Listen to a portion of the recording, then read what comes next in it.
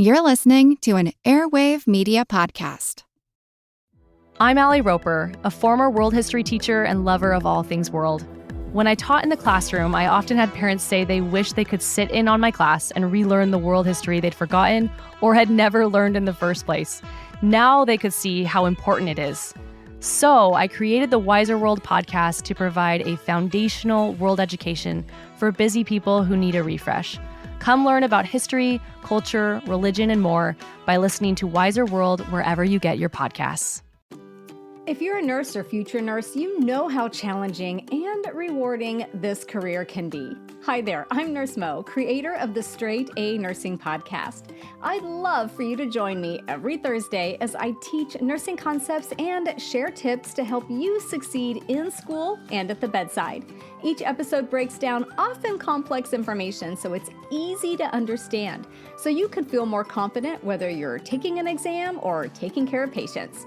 So subscribe to the Straight A Nursing Podcast, and I'll see you on Thursday.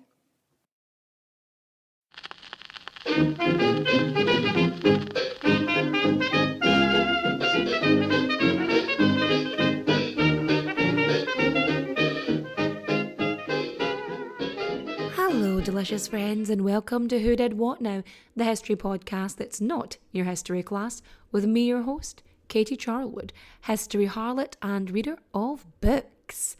Speaking of books, oh my goodness, I was up until 3 o'clock in the morning last night. Well, morning? Night? I was up till 3, just feverishly typing away about a certain French lady from history, and I couldn't stop. I just was so, engrossed in it that I just could not stop plickety-placking on those keys, right? And so today, I was so tired. I was so bloody tired.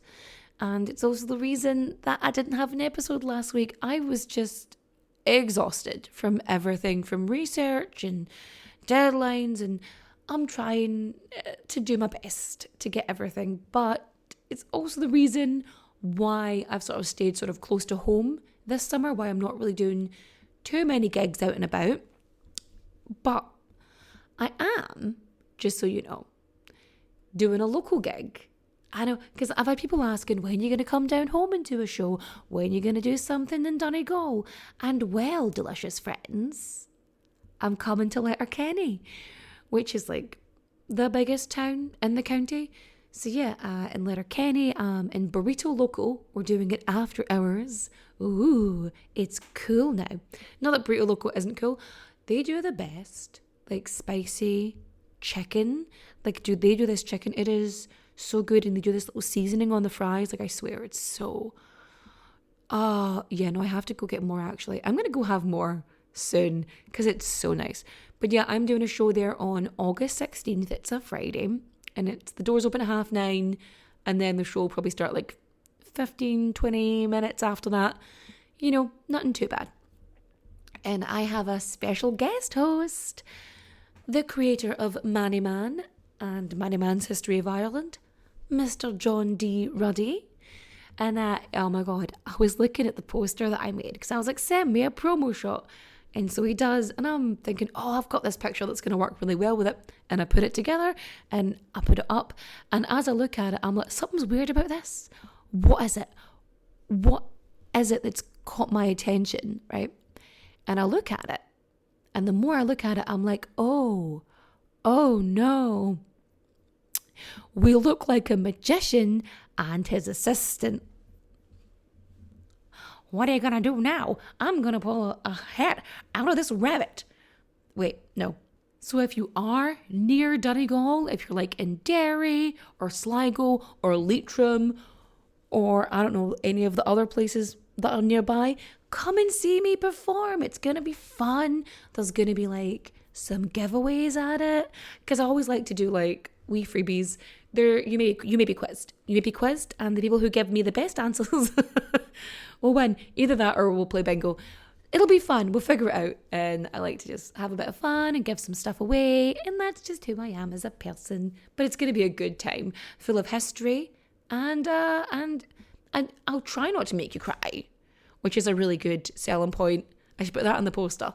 Tries not to make you cry. But anyway, I know what you're thinking. You're thinking, quit your jabber jabber, Katie, and fact me. And fact you I will. But first, we've got to get our source on.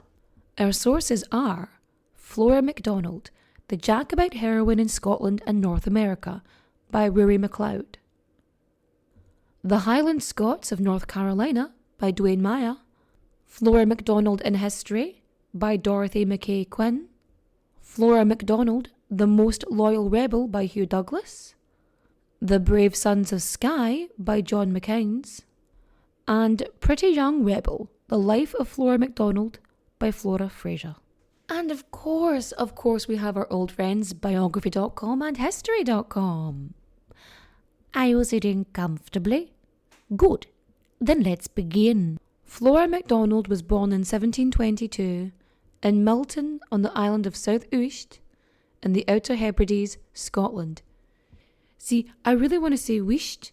Like, it makes me want to say Uist, but it's Uist, apparently. Uist. I feel like I'm saying it wrong no matter how I do it.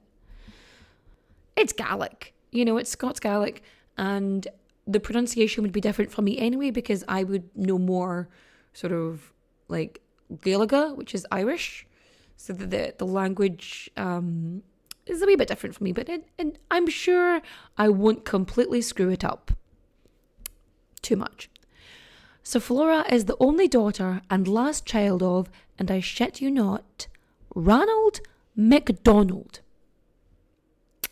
Ranald MacDonald. And his second wife, Marion. So she's got two older brothers, Angus and Ronald. Ranald decided to name one of his sons Ronald. Ronald MacDonald. Okay, nope, move on, it's fine. Angus goes on to inherit the Milton tack, and Ronald, oh, that's actually quite sad. He dies young. Unfortunately, Big Ranald, right, he dies when Flora is like a baby, like a year old, leaving behind a widow and two young kids. Now, when Flora is about 6 years old, her mum remarries Hugh MacDonald, a landowner from the Isle of Skye. Now, this is like a cousin of Ranald. Like, please, I've said it before and I've said it again, don't let your family tree be a wreath, okay? Don't do it. Okay, cool. So, most of the Hebrides, they stay Catholic, but because of her being more southern, Flora is raised Protestant. So, like, this is post, like, Covenanters. When King Charles I was being an absolute dick. So, effectively, he's like, you all have to bow to me, I'm the head of the church, yada, yada, yada. And a lot of Scottish Presbyterians were like, no, we want to be able to worship God our own, like, also Christian way. And yeah, it's a big shit show, really. It causes chaos and a bunch of people are murdered. Yeah, okay. So Flora, she gets like a little bit of an education. She has basic schooling in Edinburgh for like a wee time. But yeah, when her mum remarries, it wasn't so much a love match. No. See, Hugh basically starts showing up after Ranald MacDonald dies, and may or may not, it's a bit hazy. He may or may not have kidnapped Marion in order to marry her. Now, I know this is how a lot of your like enemies to lovers romances go, but in real life, I feel like this is like a hard pass. Like, red flag. Let's not. So, Flora doesn't live there at that point. She doesn't live with Marion. Like, she's brought up in the household of her dad's cousin, Alexander MacDonald. God, there's so many. There's so many of them. So, Alexander is chief of the clan MacDonald of Sleat, and he's kind of a big deal. So growing up in this environment, she becomes close to Margaret, who's Alexander's wife, and they become pals when she's in her teens. This will become important later. So by the time she's in her early to mid-20s, she is betrothed to one Alan MacDonald, who I don't know if they're related. There's a lot of them, okay? They've all got the name, but they might not necessarily be related, as far as I know. Maybe. It's complicated. It's a common surname, and clans may not be technically blood related, or it might be very distant back. It's fine. It's fine. I'm sure it's fine. So Alan, like her stepfather, were members of the Hanoverian Army, which is a really nice way of saying British Army of King George II, who, if you know your Georges, was the handsome one. So you've got George I, who's like, well, he's very German and also a bit of a dick. And yeah. Then you've got George II, who is smoking hot. Then you've got George III, who went mad. And George IV, who everyone knows is like a bit chubby and defeated Napoleon. Like, that's it. Yes, this information comes from the Horrible Histories George and George song. So, you're welcome. So, George II, he wasn't having a good time of it with the Jacobite uprising and all. See, because Charles Edward Stuart, or Bonnie Prince Charlie, otherwise known as the Young Pretender, because his dad was known as the, old Pretender, it's fine. So, I can't believe he's not the ruler. Anyway, he was the Stuart claimant to the British throne. Effectively, he was a direct descendant from King James the 7th and 2nd, who is actually not the worst James. Yeah, there's a few. So he is born in exile in the Stuart court in Italy. Now, at this point, rulers, or, kings, they were expected to reign and rule. So you weren't just supposed to be a king stamping things. You were supposed to, govern your nation. So he works with a French who honestly just loved any excuse to fuck with England, and their plan is to show up with a fuck ton of soldiers and just walk into London. That's their plan. But, like the Spanish Armada and my hair, they are hampered by the weather and also the British fleet. Take from that what you will. So he ends up with only a handful of men, and in the end ends up on the west coast of Eriskay. So he lands there thinking the Jacobites are going to be all over him. No. See, here's the thing. He shows up, and it's basically seen as this failed promise. Like, he doesn't have the French fleet that he was supposed to bring. And, the Jacobites straight up tell him to go home. And in what I assume was a totally not at all prepared response, he retorts, "I am come home." Might want to work on your grammar there, Charlie, but it's fine. So yeah, they literally tell him to go back to France because they are so unimpressed with him. But Charlie is undeterred by this incredibly chilly welcome in July. And so he sails to Knock Nan Uv, which I bet I've buggered up the name of that as well. I bet you have. Anyway, he's hoping the French arrive. They don't. So he decides to raise a Scottish army instead. He gets people to rally behind him because they are honour bound.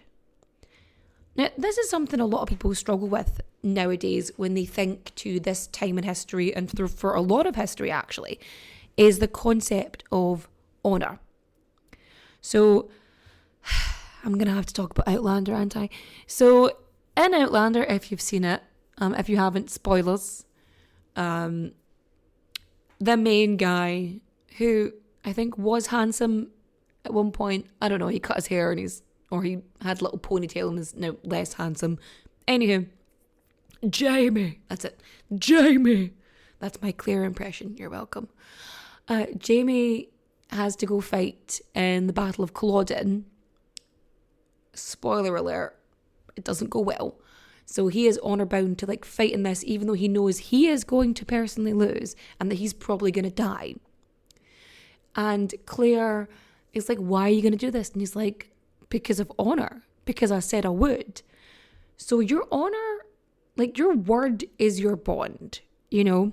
And if you broke an oath, you would be named and shamed, and your clan, your entire clan would be shamed by association.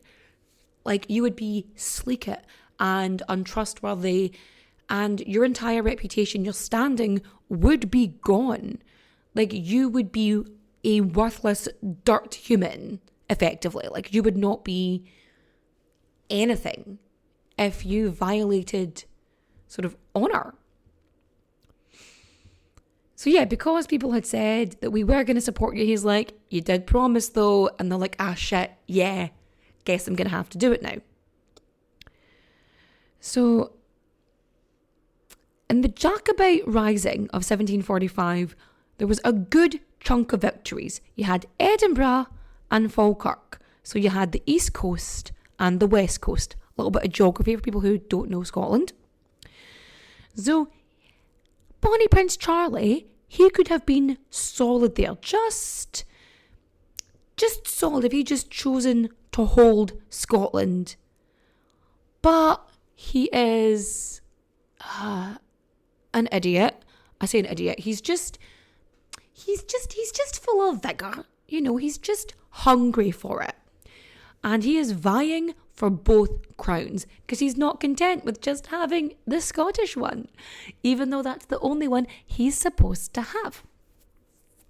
And so he could have held it. He had these strong footholds, but instead, the thing I spoiled for you, the 1746 Battle of Culloden is a horrifying defeat.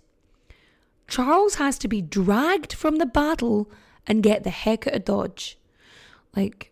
They have to physically, grip him and drag him through the mud, you know, which is just sodden with blood, you know. Now that you've got some context, back to Flora. So she is on a wee trip to Benbecula, which was run by her stepfather's militia. Convenient. Her brother lived there and she was just spending some time, hanging about, living her best life.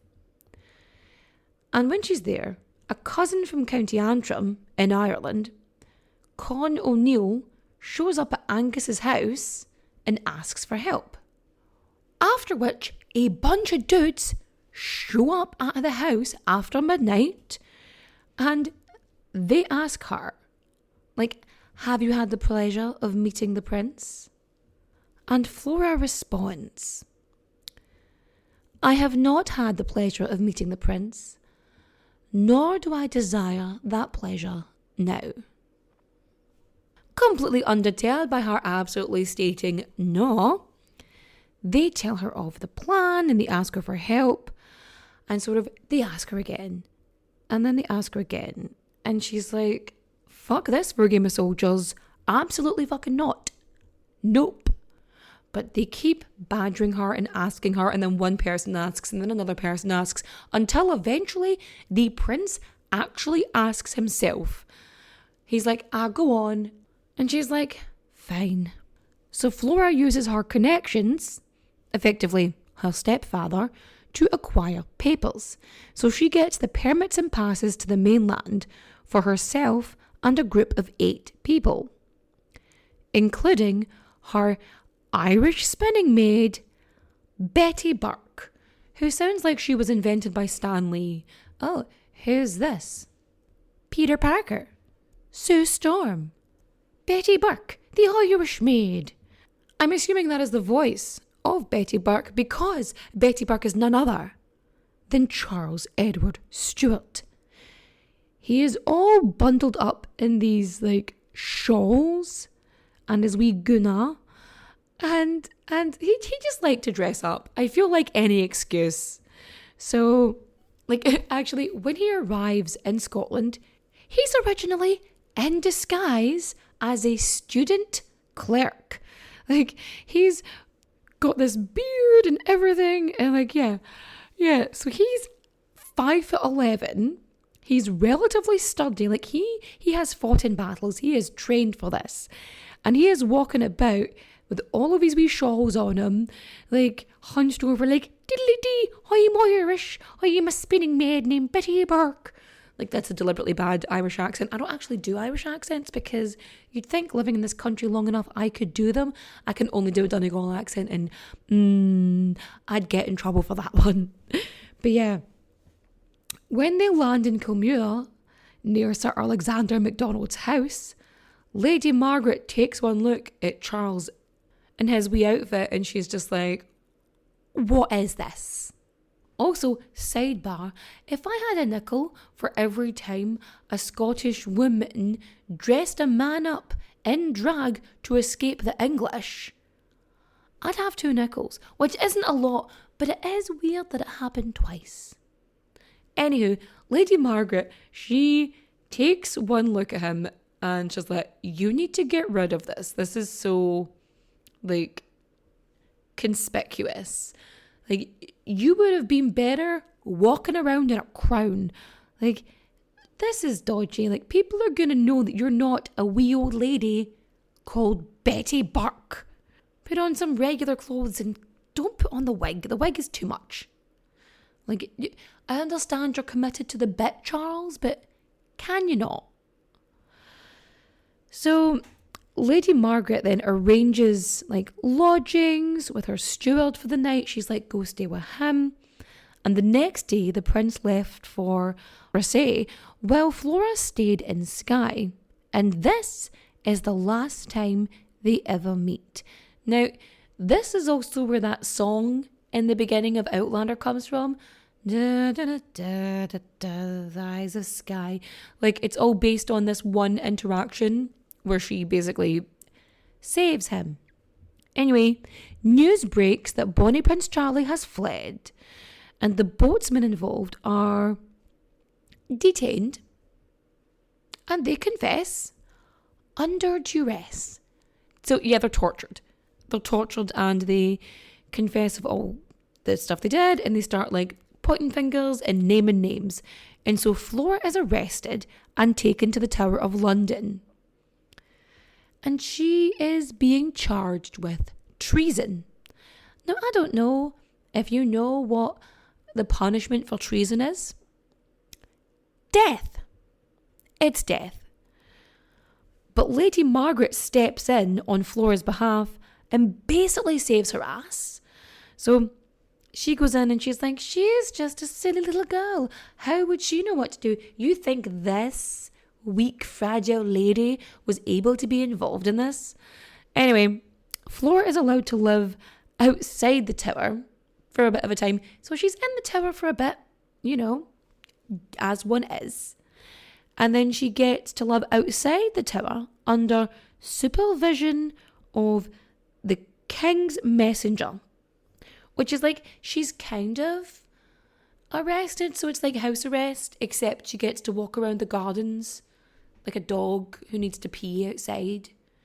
So she's kinda, it's not freedom, but it's also not stuck in a jail cell or dead, which is definitely a step up.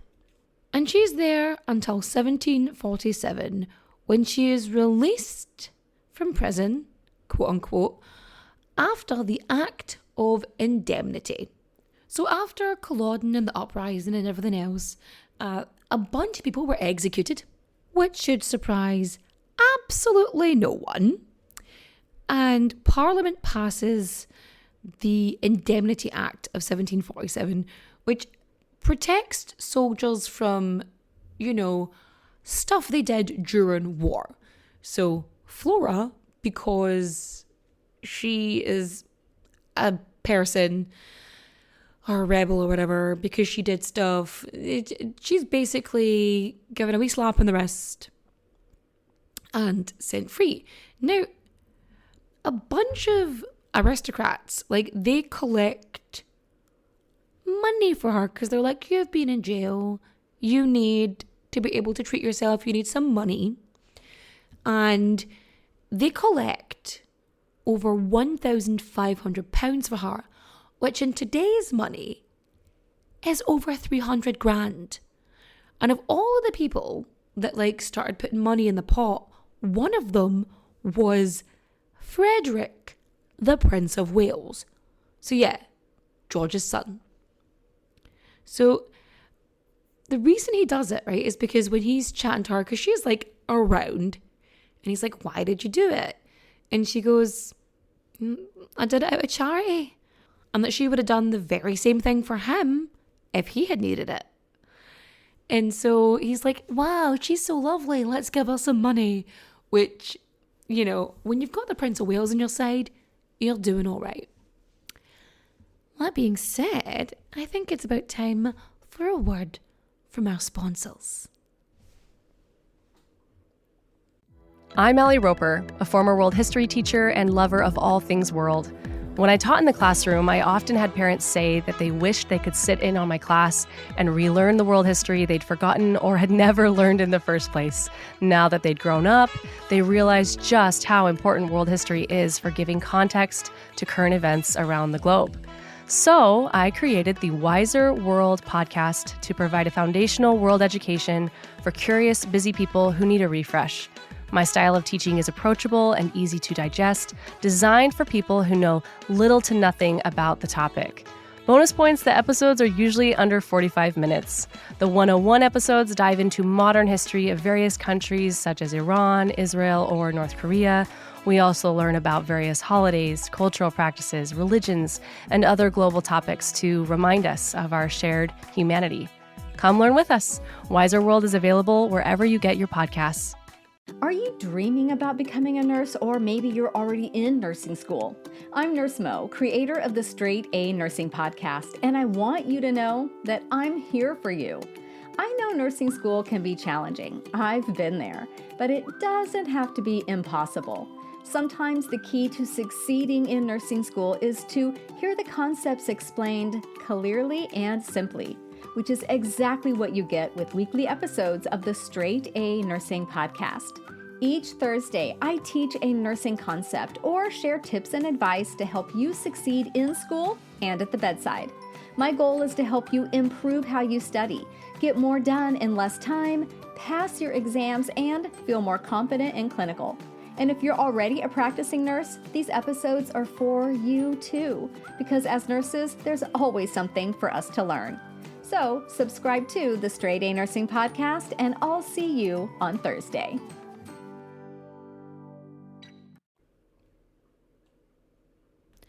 And we are back.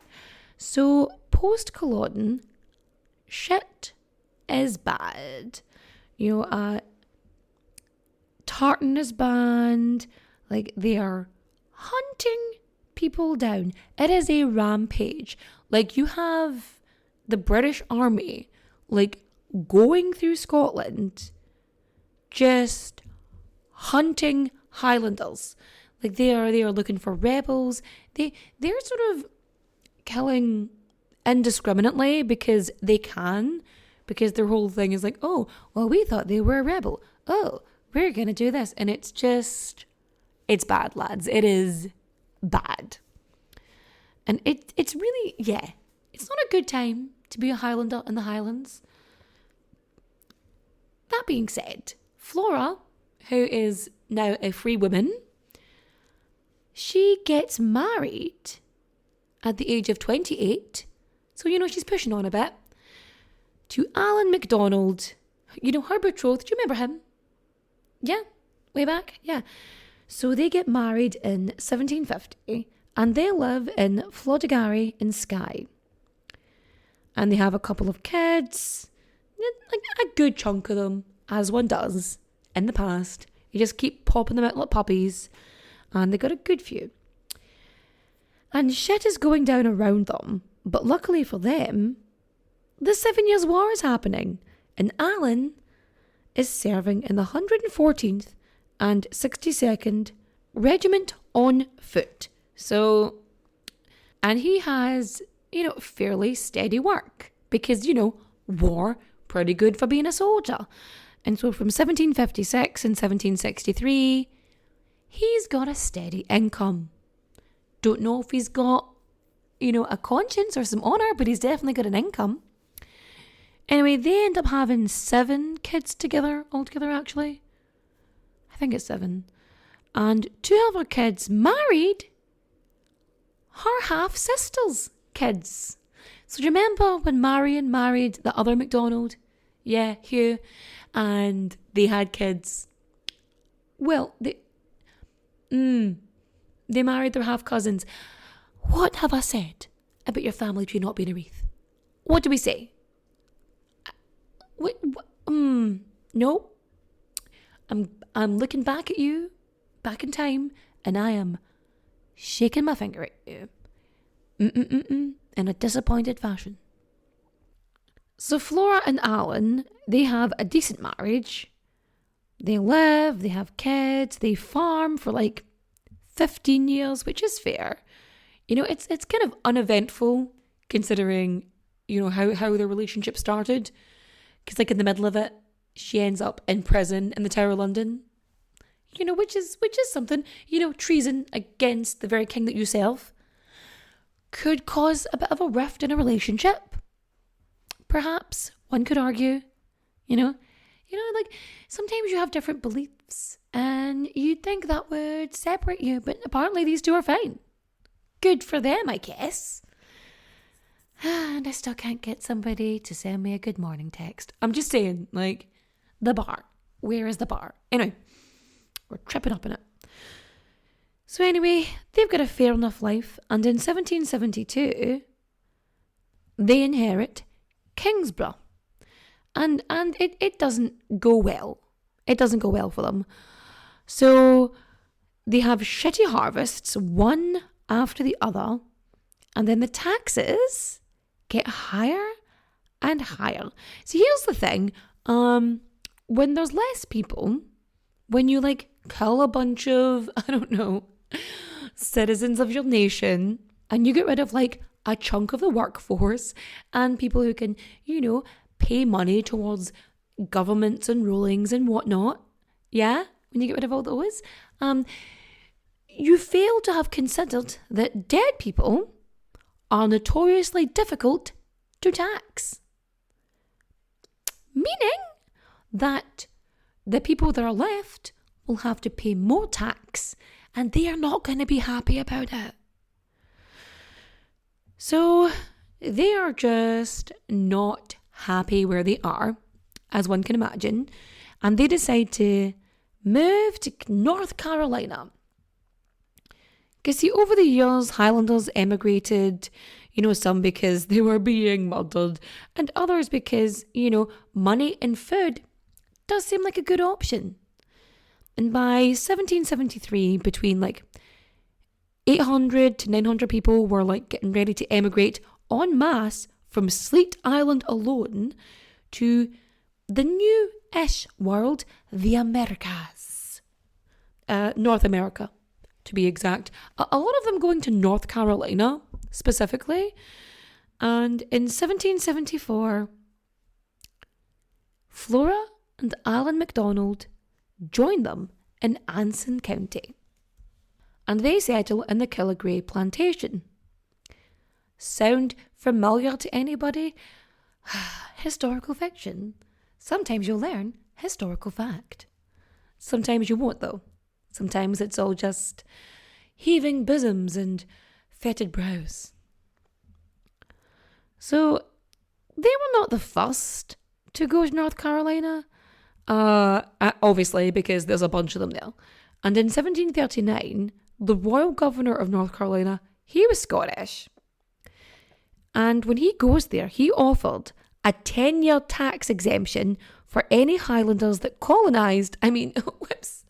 Whoops, what did I say? I meant any Highlanders who chose to move there and decimate the indigenous population. I'm sorry, what was that? No, oh, what? No, anyway.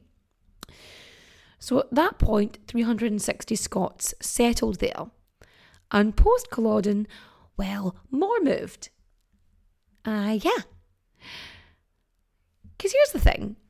When you move somewhere, especially if you're moving to a country that you don't know, especially in this kind of early development, although you see it now even in sort of modern times, like you're going to move to where the other people who are like you are. So that's where, like, in sort of New York, you would have like Soho and you would have like Little Italy, because people would move. Why Boston exists, it's just full of the Irish. It's like you would move to where like the other people who were like you lived, who shared your culture, your religion, your language, because you want some safety and security and comfort when you're in this brave new world, innit? So over the years, more and more Scots move over. And 1774, the MacDonalds moved, /settled, /colonised, whatever, to North Carolina on the eve of the American War of Independence. Bad timing. Yeah, bad timing. So they were welcomed with open arms to the colony, and mainly because they had heard the tale of Flora and Bonnie Prince Charlie. However, these are all loyalists. Still, Alan MacDonald, he still gets a commission from the crown. He's a king's man. So in 1775, when the American Revolutionary War begins and the royal governor of North Carolina asked Highlanders to join the loyalist cause, Alan does. Alan MacDonald raises the Anson Battalion of the Loyalist North Carolina Militia. He gathers 1,000 men, including his and Flora's sons, Alexander and James. And so they meet up with like these 2,000 British troops. So there's 3,000 of them, which is a hefty number.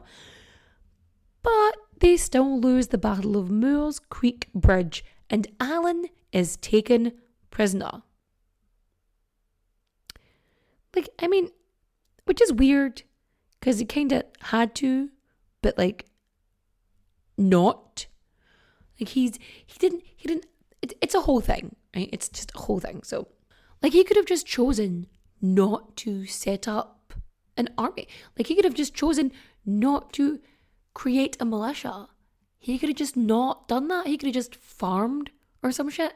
Like, there was no need for this. And he ends up being taken prisoner. Like, dude. Anywho, after the battle, Flora is interrogated by the local committee of safety. Like, they're not keen on which side her bread is buttered on, and they're convinced, like, they are Scottish. Because, her husband is a king's man situation. Yeah. So in 1777, all loyalist-owned land was seized by the Patriots, and Flora and her family were evicted from Killigrew. So Flora is like forced into hiding, and she has to leave everything behind. Like, everything. And after 18 months of Alan being kept prisoner, Flora is finally reunited with her husband. Like, there was a prisoner exchange, and Alan ends up being posted to Fort Edward, Nova Scotia, and becomes a commander of the 84th Regiment on foot. So he's stationed up in Nova Scotia, and Flora joins him there in 1778. But, like, it's not just them. Like a whole chunk of loyalist Scots end up in Nova Scotia and Barbados. Now, here's the thing. Like, if you have the option of going to Nova Scotia or Barbados, I feel like one of those options is definitely better than the other. You know? So when another year passes, Flora's daughter is heading back home, and in Halifax, winters not been the most pleasant. They've been harsh, you know? Like criticism from my mother.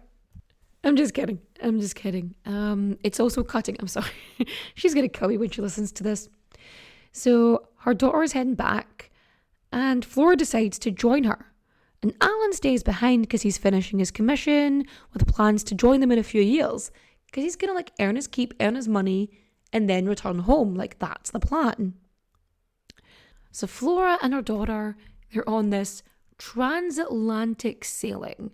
So they cross the Atlantic Ocean, and it stops off in England and then goes to Scotland. That's the route it takes. And the Dunmore, which is the ship they're on, Flora just keeps being in the wrong place at the wrong time. The woman cannot catch a break, because as, it's crossing the Atlantic, the ship is attacked by pirates. Not just any pirates, French pirates, privateers, buccaneers. I don't know the French for buccaneers, but I'm going to do this accent anyway. So there's a scuffle involved, and so when the pirates are trying to take over the ship or trying to loot it, Flora ends up breaking her arm in the situation. And so because this happens, she has to rest and she has to heal.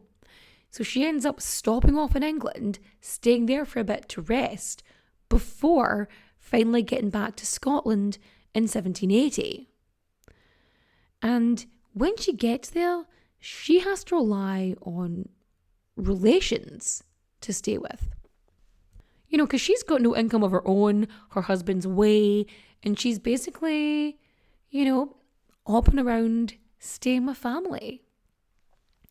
Meanwhile, Alan MacDonald is sorting out the compensation for the land lost in North Carolina, because the Crown is paying people back for the land they lost. And to be honest, it's not much. And it's not enough cash for them to be able to settle in Nova Scotia. And so Alan returns to the Isle of Skye, and the couple are reunited at last in 1784. Now, they can't go back to Kingsborough because it's currently occupied by Flora's half-sister and her half-sister's husband. So, he's lost his ancestral home to her family. Yeah, it's a whole thing. It really is. So it's at this point where Alan decides he's going to become a tenant farmer, which honestly, not the worst idea he's had in his life, but certainly not the best idea he's had in his life. And so he and Flora, tenant farming.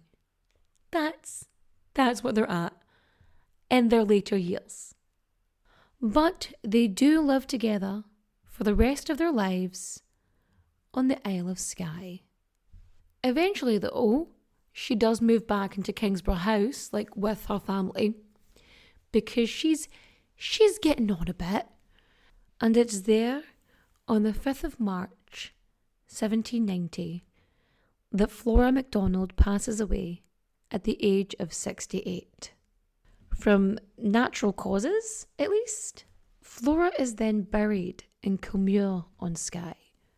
But instead of a traditional funeral shroud, she is wrapped in a sheet that Bonnie Prince Charlie once used or slept in.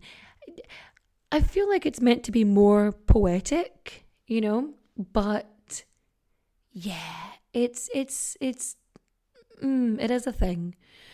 But yeah, she's buried, and her legend lives on. There are countless fictions told about her life. She's been in stories and songs and probably a little bit of folklore too. But yeah, so ends the story of Flora MacDonald, the young woman who saved Bonnie Prince Charlie. And if you like today's story, feel free to rate and review 5 stars. That'd be amazing. If you are in Donegal or Donegal adjacent, come see my show next month. You should. You absolutely should. And what else did I want to say to you? Oh, recommendation time, of course. For reading, I'm going to recommend Dr. Esme James' book, Kinky History. I finally got my copy. I'm really excited, and you should read it. It's really good. It's amazing. I love Esme, and I'm so happy to finally have a copy of her book. You have no idea. For listening, you should listen to For the Love of History podcast with TK. She's so delightful, and the way she tells history, I love it. It's so fun, but also weirdly soothing. I love her to pieces. And for watching, anything but Outlander, lads, anything but Outlander. Actually, you know what? For absolutely no reason whatsoever, you should watch Basil the Great Mouse Detective. You're welcome. And with that, I shall bid you good night. Adios, au revoir, auf Wiedersehen, my friends. Bye-bye.